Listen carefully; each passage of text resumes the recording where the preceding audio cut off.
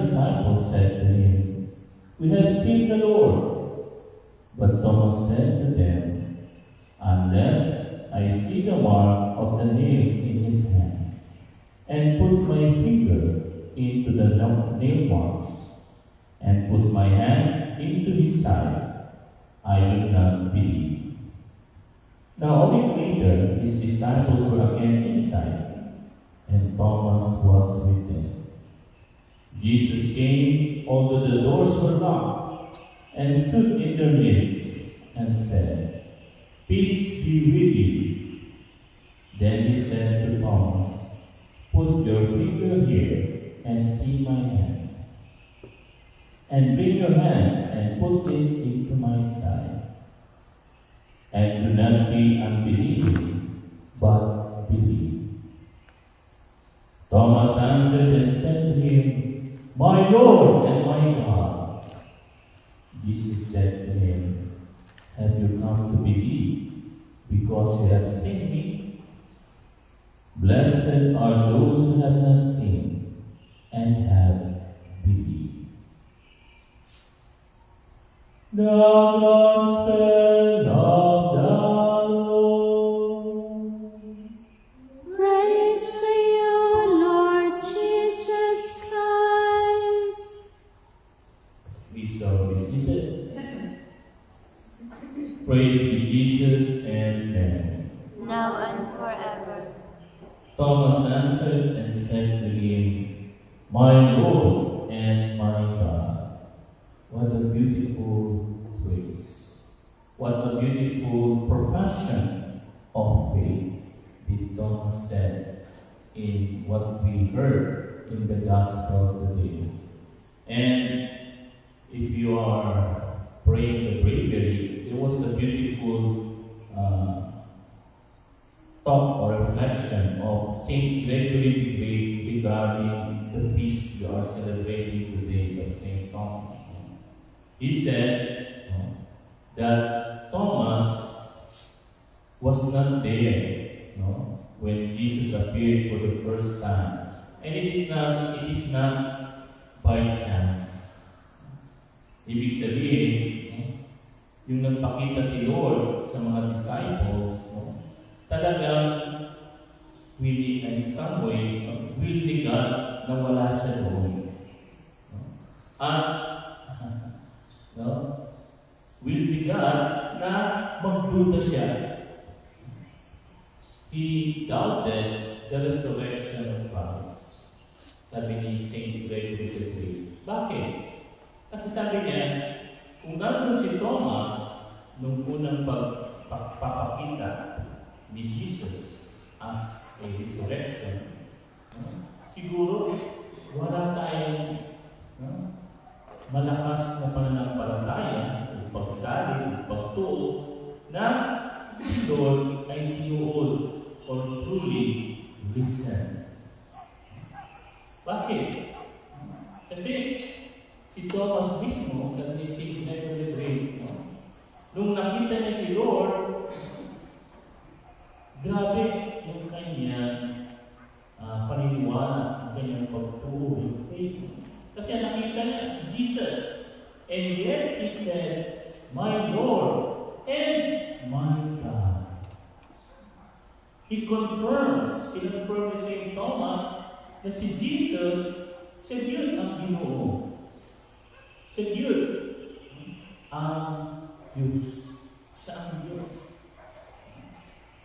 That He is truly the Son of God. Kaya nga, kita niyo, kung hindi nangyari na si Thomas wala doon, masasabi ba niya yun? Kung nagkataon na natin si Thomas na pakita si Lord, sabi nga ni Saint Gregory, titibay ba yung ating pananampalataya, yung ating faith, yung ating pagtuo? Of course not. But because God permits, ito maganda na story. And this you must remember in this gospel today. Sometimes God permits that we doubt. Sabi nga ni Pope Francis, one of the beautiful that our Holy Father said that it is not wrong to sometimes question God.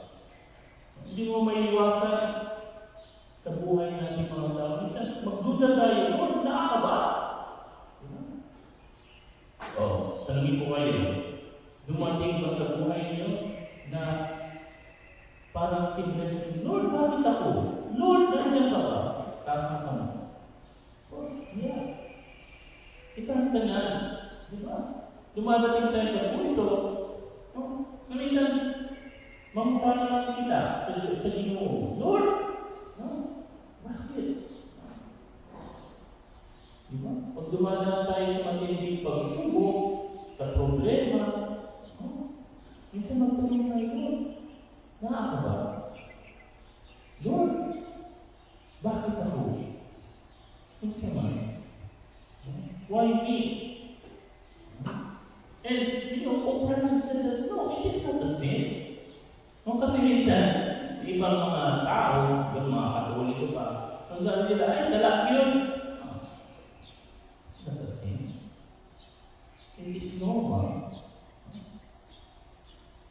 Jesus permit Thomas to doubt. But in the end, ang importante, hindi mawala yung iyong pagtulog. What is important, that your faith remains.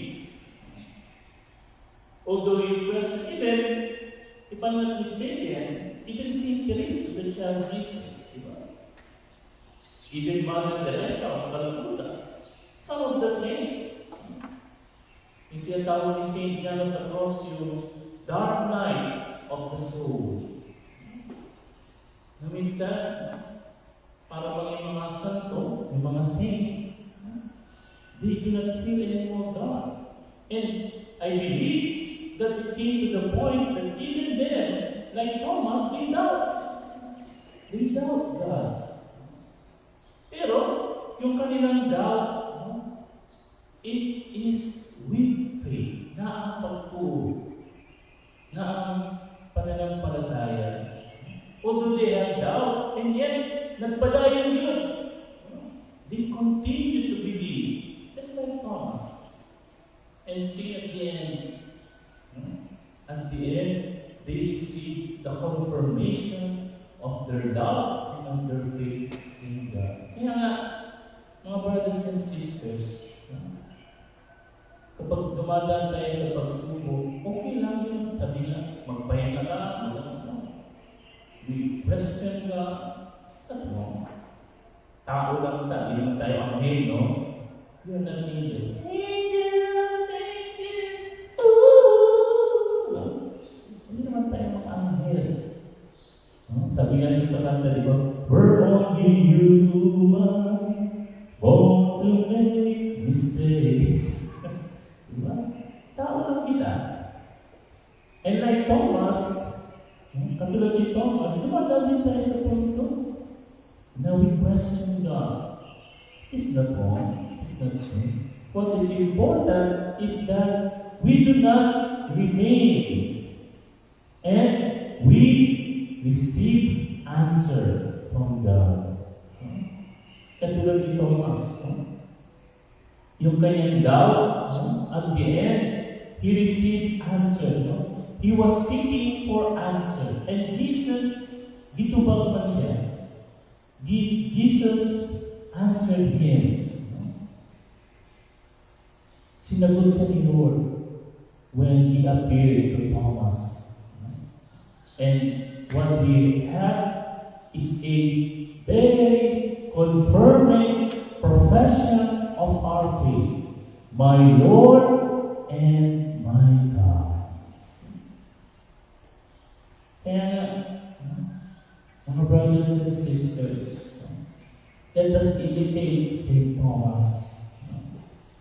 When times that we think sa ating kinabuhi, sa ating life, we tend to doubt the Lord. We can do it. Pwede natin gawin. Ang importante, that we remain in our faith with God.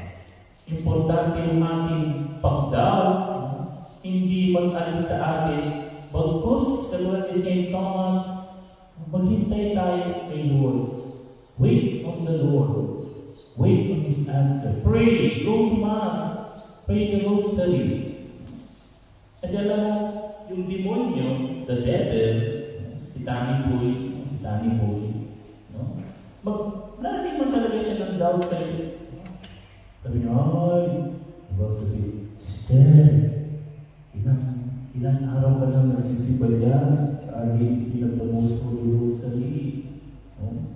Asa na yung answer prayer mo? Wala na lang. No?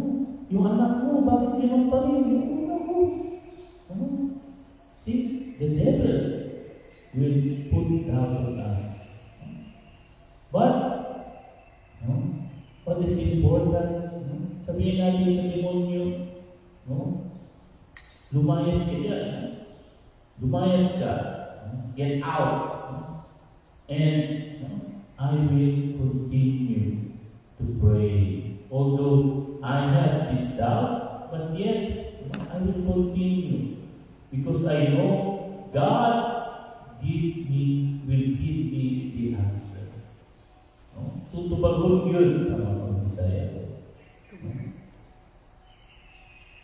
Sasagutin ni Lord ang aking mga tao. Maghihintay ng nalalagay yung best song, the favorite song ng isa nating prayer. Kung hindi ngayon ng panahon na para sa iyo, huwag mainit dahil ganyan ang buhay sa mundo. Huwag mawawalan ng pag-asa, darating din ang ligaya. Ang isipin mo'y may bukas pa na mayroong saya. At sabi doon, basta't maghintay ka lamang. Wait! You have doubt? You have question with God? It's okay, but wait for His answer. Don't leave that doubt to remain. Expect the Lord's answer. And God's answer will really 100% will come to you. And will give you what you need. Sabi pa, sobra-sobra. Bisaya, sobra-sobra ang iyong matatanggap. So brothers and sisters, let us pray to St. Thomas. Let us ask Him the graces we need so that we too, in our lives, every day, we continue to profess this beautiful profession of St. Thomas, which is the profession of our Holy Catholic Church. My God, my Lord, and my God. Praise to Jesus and Amen.